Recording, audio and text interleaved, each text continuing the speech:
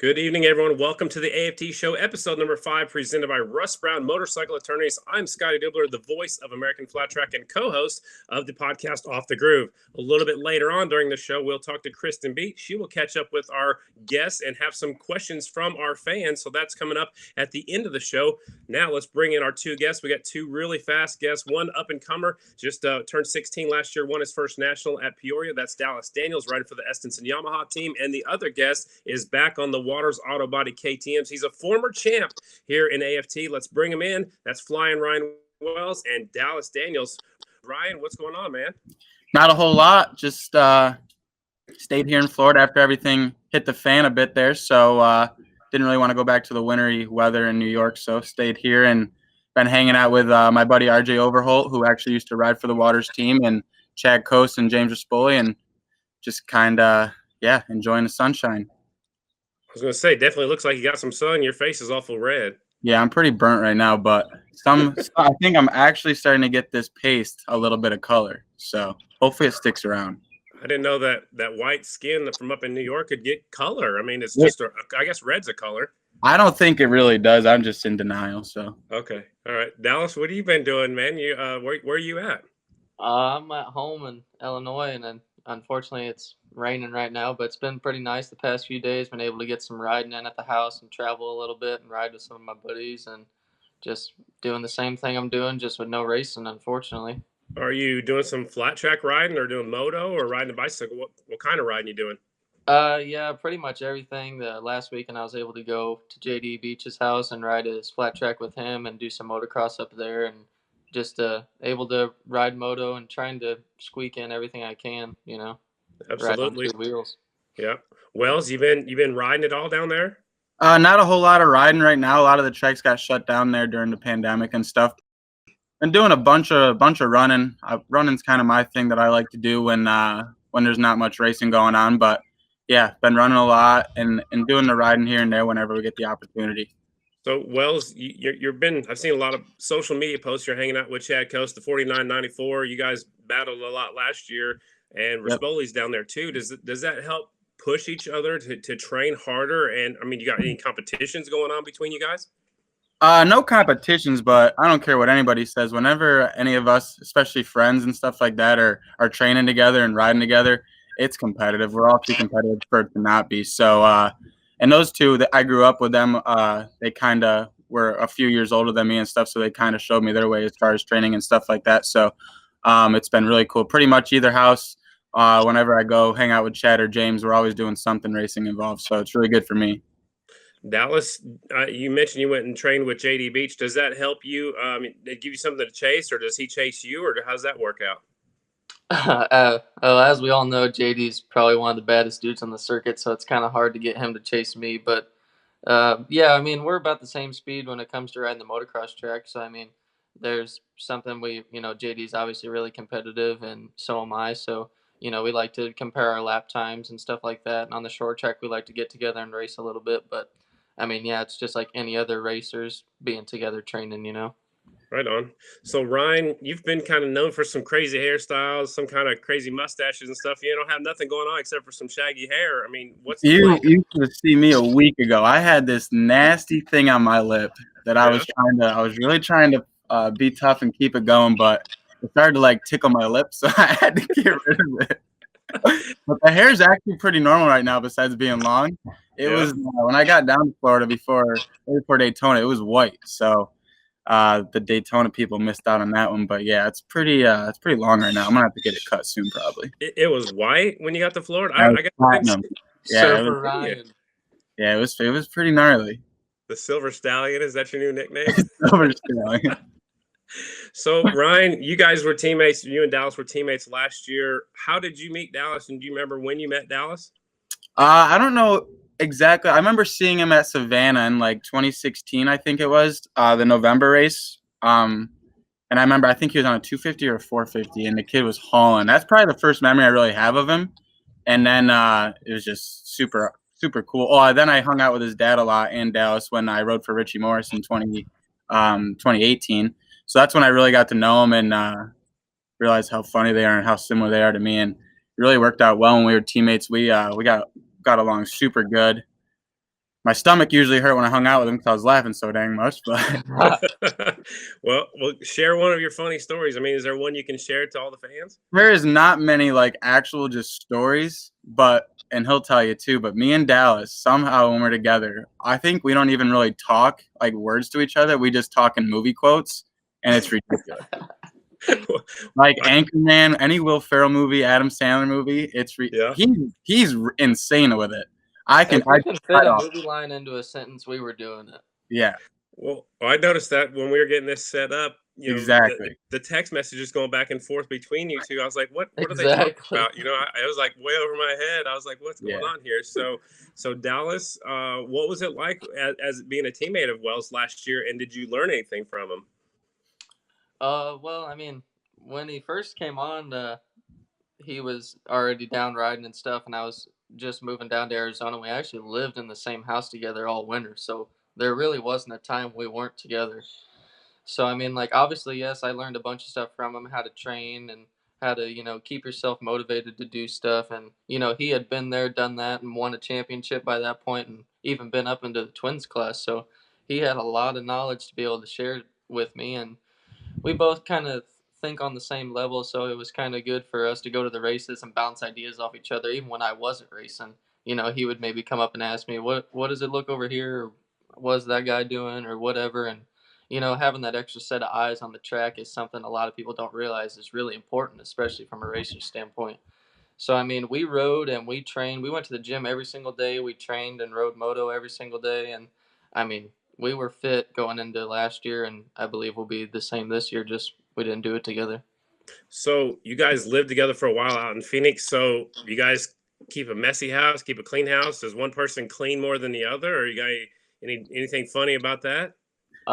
Well, me and Dad shared a room, and we had an air mattress and a bed, so we would switch off on that. But Dad didn't like the air mattress. But we're all pretty much clean freaks, so you keep the house pretty clean. And we had our mechanic dust him, but he never really went out of his room, so he didn't. He didn't ever. We didn't have to worry about him making stuff dirty. But now a lot of TV, a lot of laughs, and a lot of good memories for sure. We're pretty good, except for when him and my little brother came down for a month last year too. And they would get into my van, and I am so OCD about my van, and that's pretty much the only thing. And they just throw bags in random spots and stuff like that. And I wanted to What are you lose it. doing? They can put my bag in here. Relax.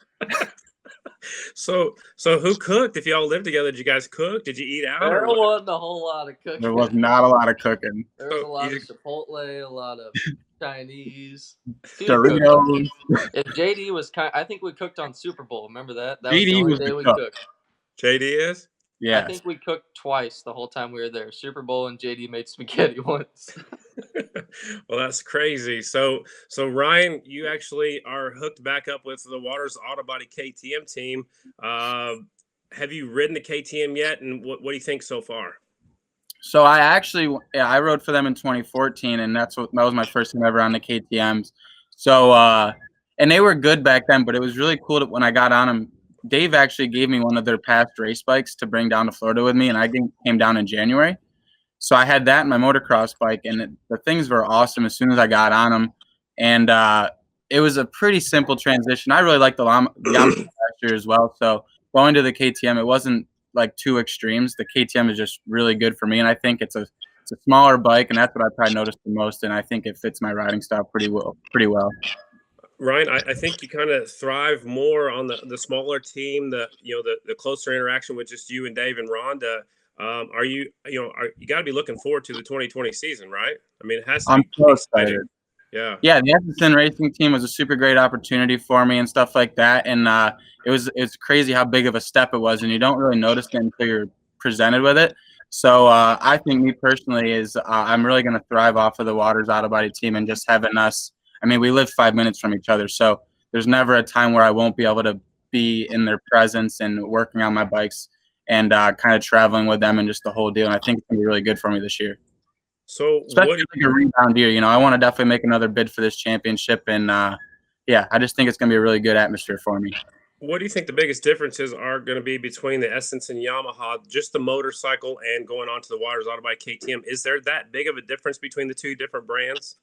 Man, I don't know. I It's seeming like a lot of these brands now for flat track are very similar. I mean, they're all different in their own little ways, but I don't think there's any motorcycle that just like stands out alone that's like, whoa, this thing's weird. The Yamaha, probably the only difference that I would really think would be the size wise. Like when you sit on a Yamaha compared to when you sit on a KTM, you can see a noticeable difference and feel a noticeable difference in the size. It's probably it though. So which one's different? I mean, is one taller than the other? Is one wider than the other? The, What do you mean by KTM the is the KTM is very narrow. Like when you sit on a KTM, it's like nothing there. It's almost more similar to the Honda compared to the Yamaha. Okay. All right. So Dallas, you're heading into your first full season as a pro. You came in about halfway through last year because that's when you turned 16. What are your thoughts on this first full season? Are you excited? I mean, do you have goals, or what are you thinking going into 2020? Well, my first thought is I wish this would have happened last year. This coronavirus would have hit. I would have had a full season my first year. Right. But Right. no, I mean I'm ready to get going. I was ready to go at Daytona. I've been working my hardest this off season. People have been pushing me, and my goals are pretty simple. Just try to go out and win and be top three and just be in the hunt. I mean, I've got 2 years on this contract, and I'm trying to, show my worth and show that I can win races and that I'm competitive, which I think I did a little bit last year, but I want to show that I'm good at all different types of tracks and TT short tracks and everything. Dallas, are you just focusing on flat track this year? Are you going to ride any road race? We jumbled around the idea a little bit when this whole coronavirus hit with if dirt track didn't get going and road racing did. But to be honest, I kind of would just like to focus on one thing for 1 year and just put all my hard work and effort into one thing and see what happens. Dallas, how do you feel being part of that great big, the Essenson team, the Yamaha, the Monster Energy, the whole thing that goes with it? How does it feel to be part of that team? It's truly an honor, to be honest, and it's something that I dreamed of my whole life as a kid growing up. Something me and Dad only talked about, like, oh man, I hope someday we're over there riding for them guys. And it is a very big team, and there's a lot of people, and there's a lot of people you got to talk to. But to be honest, I have my little circle, which is me and my mechanics, which is James Hart, Shane Hill, and my dad. And we talked to Tommy and our crew chief Davey, and for how big the team is, my circle's still pretty small, and I like to keep it there. And you know, for how big the team is, it's also small in a way. You know what I mean? Dallas, is there any chance of you riding the twin this year, or are you just focusing on the single? No, you got to be 18. But I mean, Oh, if that's right. this year gets canceled, I'll be on one next year. All right, sounds good. Ryan, what was your highlight, would you say, for 2019? Do you have anything that comes to mind? I mean, what was your favorite race? Well, definitely I got my one win last year, and the beginning of the year for last year for me just was, I mean, it was tough for all of us, and I know Nick, and because Dallas was with us the whole offseason and everything, so he knew the work that went into it and seen it firsthand, and it was just, we kind of had a rough go at the beginning, and just to like come back and get a third and then win a race back-to-back weekends, it was awesome, and it was cool to the people that I got to share the win with, and it's definitely, I mean, you think like you didn't win a race for a year, it doesn't seem like that long, but as a racer, it is the most, it feels like forever. So going off, like, it was pretty much an exact year from the time I won before that till last year. And dude, it felt like I hadn't won a race ever. It was so awesome. So that's definitely my standout race. It was Dallas, Paris, California. I got you. Dallas, I know yours probably has to be Peoria. I mean, I would assume it's Peoria because you won that as a rookie. Was that your most, your highlight of 2019? Yeah, I would definitely say Peoria was just how the whole day went, and thinking we weren't even gonna race and stuff like that. But another big highlight that stands out to me was Meadowlands, because I had went down in the heat race and I got ran over twice, and I didn't even think I was gonna be able to make the restart, and they took off and went through 1 and 2, and they were going out at 2 before I even got my bike started, and somehow they let me go.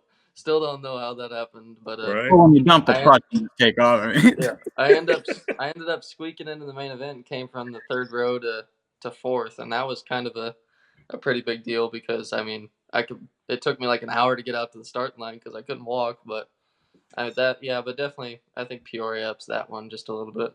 Right on. So let's talk about the stat competition in 2020 when we get going. You got another rider that's been around for a long time that will be in the class with you guys. Ryan, talk about the competition. You got Henry Wiles coming in on a good motorcycle. Is he going to be a threat to win every week, or is he just going to be strong on the TTs, or what are you thinking? Man, to say he wouldn't be a threat every weekend, I mean, I don't think you could ever really say that. It's going to be such a tough class this year. There's so many good guys, especially with Dallas. I mean, shoot, Dallas was like beyond impressive for a 16-year-old last year. It's pretty ridiculous, actually. So he's obviously going to be tough. Then you got his teammate Mikey, and then Henry, and then you got Chad Close, and you got Shayna, Maxwell. There's just so many guys that could literally win every weekend. So I don't think there's anybody that's going to stand alone, be a dominant guy every weekend, but I think everybody's going to still be there every weekend. It's going to be pretty interesting to see how a lot of them shake out for sure. Dallas, same question to you. Wiles is coming in, but like the riders that Wells just mentioned, it's a stacked class. Are you going to be intimidated, like especially at the TTs with Henry Wiles joining the group? I wouldn't use intimidated, but because you can't be intimidated or else you get pushed around. But no, it's going to be interesting. Them bikes are very good. Mikey Rush proved that last year, and Mikey's even on the just as good as bike, if not better, this year. And you obviously got Shane on a very good motorcycle, and Chad on a good Suzuki, and I mean Ryan on a good KTM. So all these riders are good, and they also got good motorcycles. So I mean, it's not going to be no cakewalk for sure. I think it's going to be a few 5-6 guys every single weekend, and yeah, like Ryan said, I think you'd be dumb to not put Henry in your top 5 in your fantasy picks for every weekend, But I mean, you don't really know. I can sit here and say this guy will win every race or this guy will be in the hunt, but I mean, we kind of got to go racing, Absolutely. Ryan, is there one track you're looking forward to the most this year in 2020? Well, shoot, it's hard now. I mean, we don't know exactly when our first race is going to be. I don't think yet anybody can really say that with confidence. But I always look forward to Lima. Can't ever I don't think I could ever put a race over Lima as far as being excited to go to. All right, Dallas, you looking forward to one more than the rest? I'm really looking forward to running Springfield TT as a pro if that one ever gets to go off.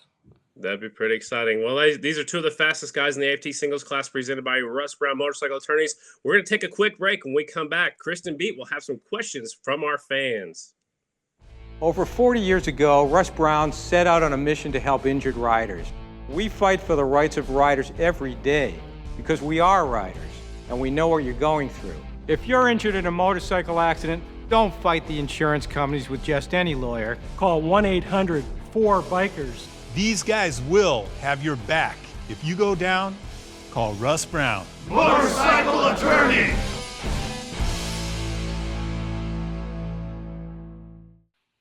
Welcome back to the AFT show, and let's get right into it. Kristen Beat is here from NBCSN. Kristen, I know you joined us last week for episode 4, and we brought you back for some more. You've got some questions for these fans, but first, how are you doing?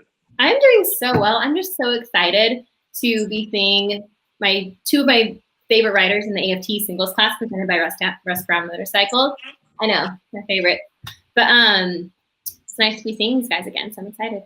Absolutely. So what we did is the same thing we did last week, had people send in their questions on Facebook, and I guess you've got some questions for our riders, so take it over.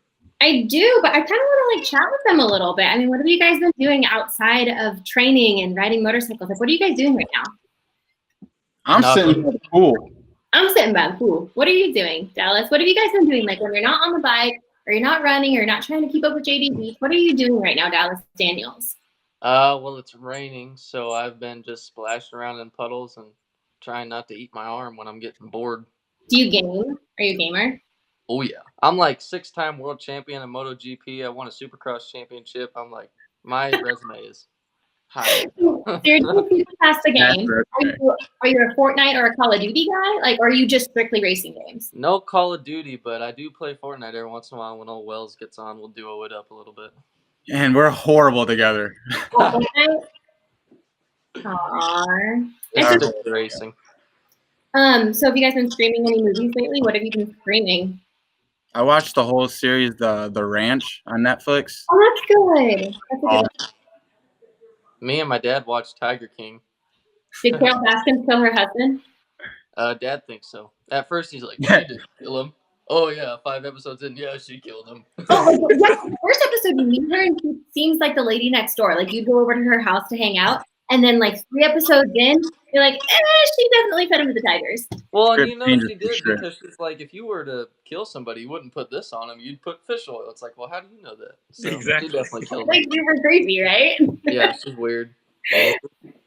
What are you? Any other fun things you guys been doing? Just swiping right, hanging out. It's tough, like, because everything's closed. So it Been pretty getting much into ordering food in. Yeah. Do either of you guys cook, or do you? living right. How does that work? Like, do you guys cook yourselves? No. No. Thankfully, I got mom. The only thing I can cook is I can make a mean breakfast. Yeah. Cereal? What's your go-to? Cereal? Oh, like omelets and eggs. Like I can cook the heck out of some breakfast. But that Noted. So swing by the Ryan Wells pit next time I'm at the track early. oh yeah. Get some eggs and ham. What do you guys miss most about racing right now? Racing. Just racing. Exactly. Being at Just the going racetrack, when you roll into a track in the morning, there ain't no better feeling than whatever time we get there. And then just showing up and you just start to see everybody like starting to get their pits ready. It's like the coolest feeling ever. Yeah. Kind of like family. What do you miss? Not out yet. It's like the sun's just getting up there. It's sweet. Scottie, what do you miss? I miss all my friends, man, at the track. I mean, just going and saying hi to everybody, walking through the pits, and giving a hug to whoever, shaking hands, whatever, and just seeing everybody, man. It's horrible sitting here at my house in Oklahoma. There's no racers anywhere close to me. I know. Joe Exotic is there, though. He's about 50 miles away. Well, actually, now he's in a federal penitentiary somewhere, but he was just about 50 miles away. So he's further away now. And this year, love the elbow bump this year. We have to get used to that. Yep. Nice. I love when you do the pit walk. I try to like scope you out like 8 pits away so I can make sure I get to where you're gonna talk to me. Yeah. So you get ready. Yeah, just strategy. So at Daytona, the little window that I got to see you, Ryan Wells, you were sitting with Brian Smith, and Brian gave you a hat, "Make Harley Great Again." Is that like a thing this year? I have no idea. I will wear anything Brian Smith related. So. I mean, is it safe to say Brian Smith is kind of like your idol? So then, Oh, he's the man. who's the person that you look up to in the twins class? Me? Yeah, you. Who do you look up to? I look up to JD for sure. JD's hard to not look up to just because he set such a great example. But I mean, a lot of them guys are really good to look up to, like the Baumans and Jared and pretty much everybody that's in there now since it's a small class. But yeah, JD's probably the biggest one for sure. Yeah. JD's like always one of my favorites just because he's one of those guys who like you could see at any point in time he's never too busy. And you guys know me, like I'm always over taking notes. I was like, what is behind you right here? Is that a gladiator helmet? It's sitting on the shelf. That's the Minnesota trophy that I put on my head. Oh, that's the trophy from Minnesota. That's like Yeah, the and shelf right there. Then those are my helmets from last year. I like it. Very cool. Okay, so let's switch gears. Let's move on to these fan questions. We have an entire paragraph of fan questions from Johnny Lewis. So brace yourself, guys. Be ready. Oh, geez. And don't forget, so fans at home, every week you guys can submit your questions on the Facebook, on the Instagram page underneath the post. We're pulling questions, and make sure you send them in because you can have your favorite AFT riders answer them. So let's start with Johnny Lewis's paragraph of questions. Of course, Johnny Lewis is at Moto Anatomy. So the first question, which of you two would win in a 2-mile running race? Wells. I'm a pretty good runner. I'll take some credit in running. Wells is like Forrest Gump. Like Forrest Gump. He just keeps running. I ran 21 miles this past week. I was pretty pumped about it. I like bicycle that. I like it. The follow-up question, because again, Johnny Lewis submitted a paragraph at Moto Anatomy. Who drinks more soda pop? And is that like a bad thing? Are you guys not supposed to drink soda pop? Probably frowned upon. I mean, technically, you should probably be a little little healthier. So I try to drink more soda. I don't know. I don't know how much soda you drink. He's got a Coke right now. Yeah, I got a Coke right now. I don't know. I have a Coke and a smile with dinner every once in a while. I don't know. Coke and a smile. This is like such a boy question, but who has more hats? Probably Wells, but I'm getting there. He's getting there, but I have a bunch saved up. Yeah, people forget I'm a few years older than him, so I've had more time to accumulate. Like, where do you keep them? Do you keep them in a closet? Do you keep them in like a display case? What is like the deal for hats? At my house in New York, I've got quite a couple shelves with them. But like when I moved from Arizona last year, I seriously had to pack 2 suitcases filled with hats that I just accumulated when I was there. It was ridiculous. Scottie, what do you make of that? I don't know. I have collections too, and I collect hats, I collect shoes, and motorcycle helmets. So I don't know. I don't have that many hats. I need 2 suitcases, but I do have one closet where most of my hats stay unless I'm wearing them. Hats and shoes are my thing too. You gotta like shoes. Shoes are good. Exactly. Do you have a favorite hat, Dallas? What's your favorite hat and why? This one right here. As soon as we got the monster deal, this thing hasn't came off. Good for you. I mean, strong plug too. At Monster Energy. Funny enough, Johnny Lewis wanted me to ask you, Ryan Wells, how many shoes do you have in your van right now?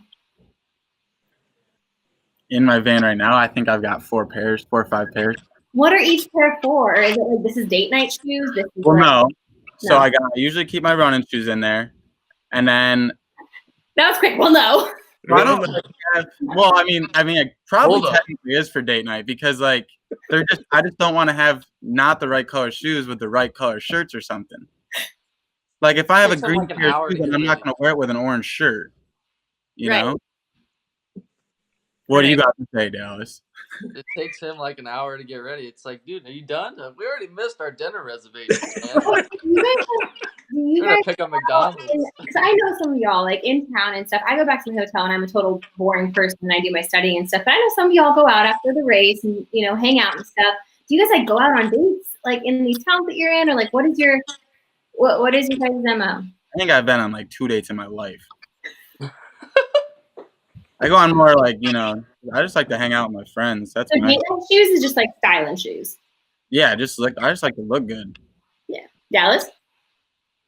Me personally, no, I don't have a lot of shoes, and I don't go on dates. And if I did, my girlfriend would probably not be too happy about that. So we'll not talk about that in this episode. That should be for later. Golf clap. Well, did we just become best friends? Yep. Back to movie quotes. What is your guys' like favorite go-to movie for quotes? Ooh, Anchorman. that's got to be like Dodgeball, Anchorman, Happy Gilmore. Dodger and Dodgeball.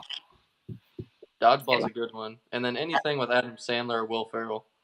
Happy Gilmore and Anchorman are 2 pretty good ones. Happy Gilmore is one of those ones that like I could watch 6 times over and still, if it's on like PBS Oh, I next day, still watch it. yeah, just background noise. It's good. It's good stuff.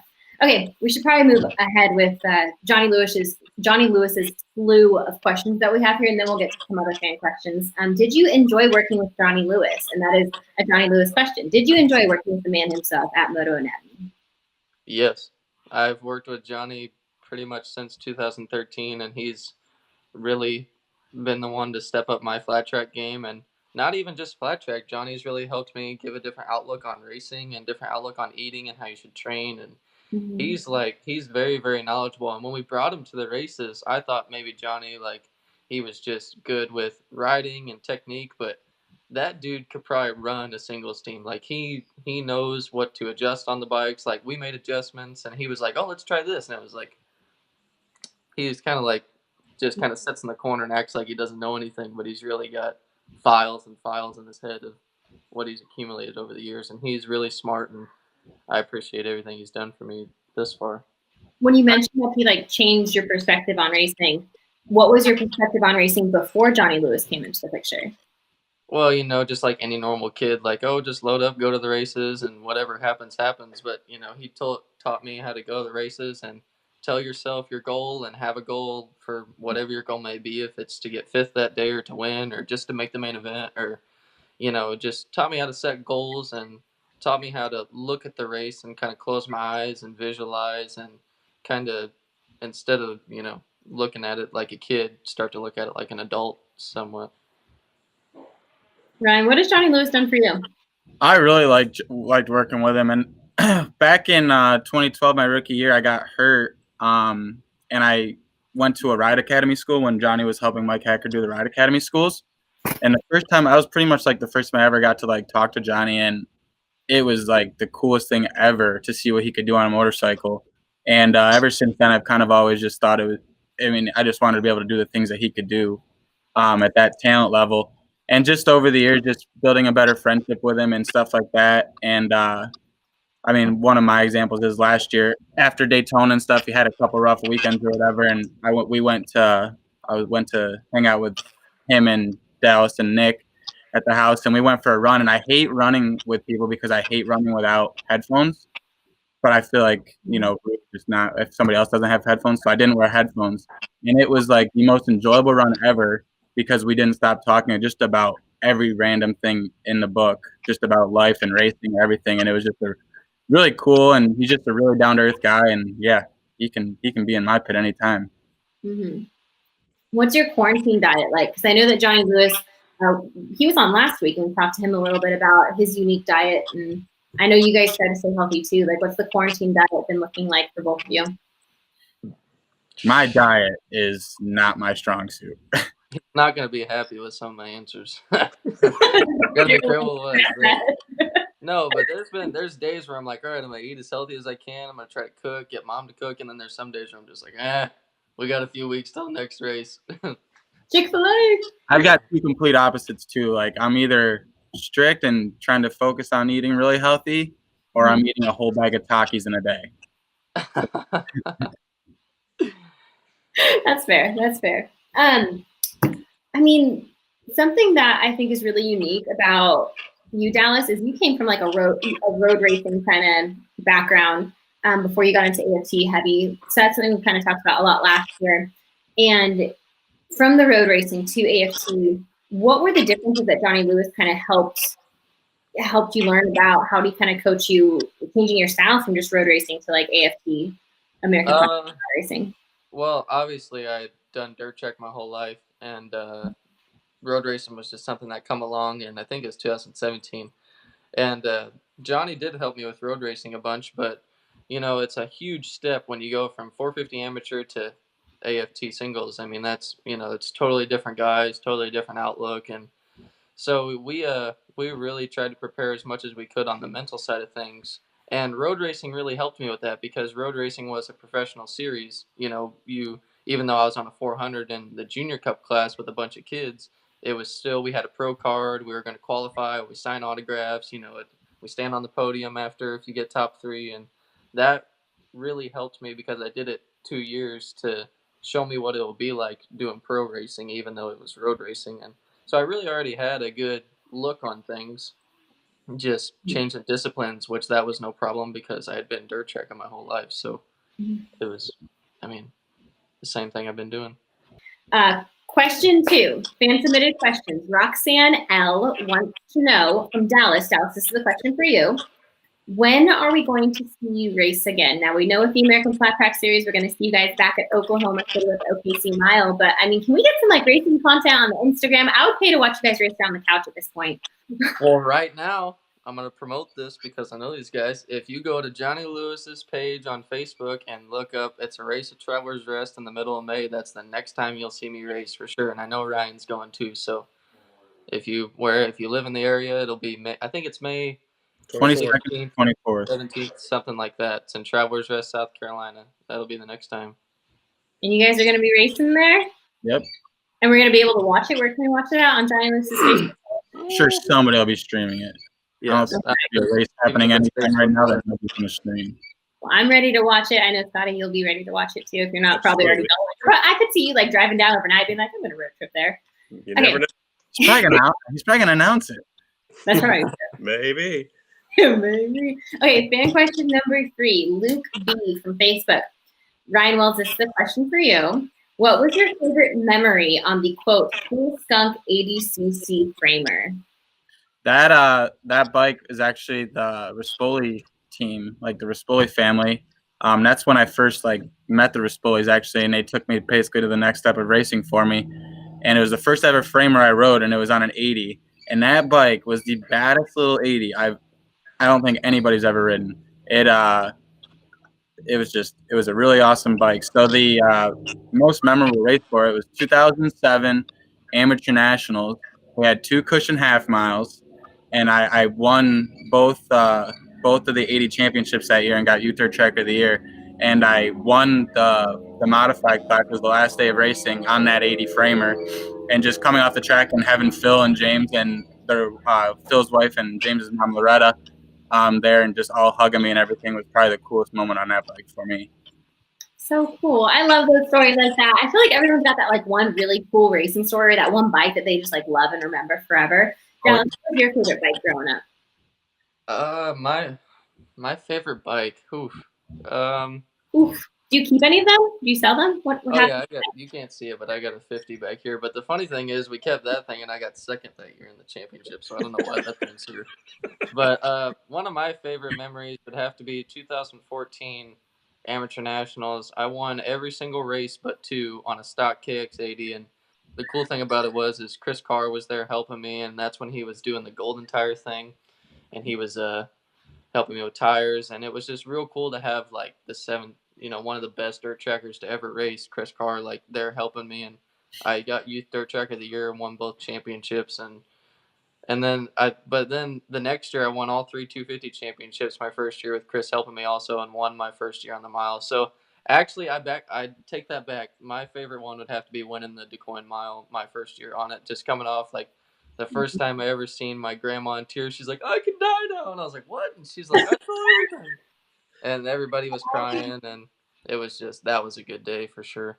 Mm-hmm. Kristen, let me make race. I want to know, Ryan, where's that Cool Skunk 80 at now? Does Rispoli still have it, or do you have it? There's a kid. That's the question. A kid raced it at and I'm sorry, but I forget the name right now. But he raced. I think his name was Jack, actually. Jack and he Brooks. Jack Brooks. Yes, it's Brooks. Mm-hmm. Yes. So he raced it at Robbie's race in Callahan, back in January.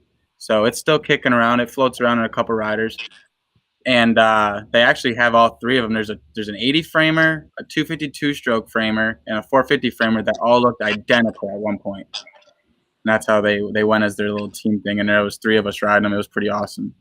Yeah, cool. the original question. At Robbie Bobby's house, actually. Well, yeah, on the original Facebook question, the dad actually mentioned that his son had been racing on it, and then he said, from the blessed help from Robbie Bobby. Yep. Whenever I hear the word Robbie Bobby, that's not something that generally comes into mind. I usually think of like a shirtless guy walking around the pits with like a straw hat on, right? But Ryan, there has been a lot of conversation about like this pool day that you guys have been having, and like I've been seeing on Instagram like basketball by the pool between like you and Coast. Are you guys are the ones doing like the Space Jam? Oh, I'm horrible. First of all, I'm horrible at basketball. Oh yeah, we've been by the pool quite a bit. Me and there's like this wooden thing over here that we've been doing like pull-ups and stuff on it and playing basketball, and that's why I'm so sunburned. I fell asleep on a pool floaty and woke up just destroyed. Well, asleep or passed out? I don't know. I was asleep. There's no telling. Who has the better jump shot? You or Coast? Huh?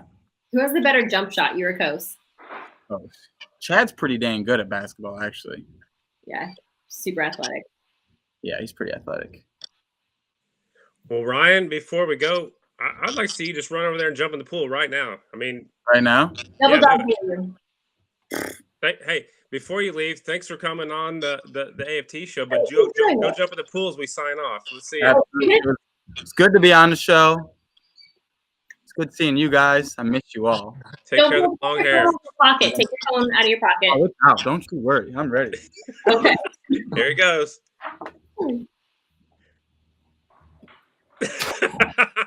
I am so jealous right now. I am too. On that note, let's sign off of here. Ryan Wells, we already thanked him for coming. Kristen Beats, good to see you. Dallas Daniels, always good to see you. And we appreciate everybody tuning in and watching the AFT show, episode number 5. Today's show presented by Russ Brown Motorcycle Attorneys. I'm Scottie Deubler. We'll talk to you next week. How was my jump? It was perfect. Over 40 years ago, Russ Brown set out on a mission to help injured riders. We fight for the rights of riders every day because we are riders, and we know what you're going through. If you're injured in a motorcycle accident, don't fight the insurance companies with just any lawyer. Call 1-800-4BIKERS. These guys will have your back. If you go down, call Russ Brown. Motorcycle attorney!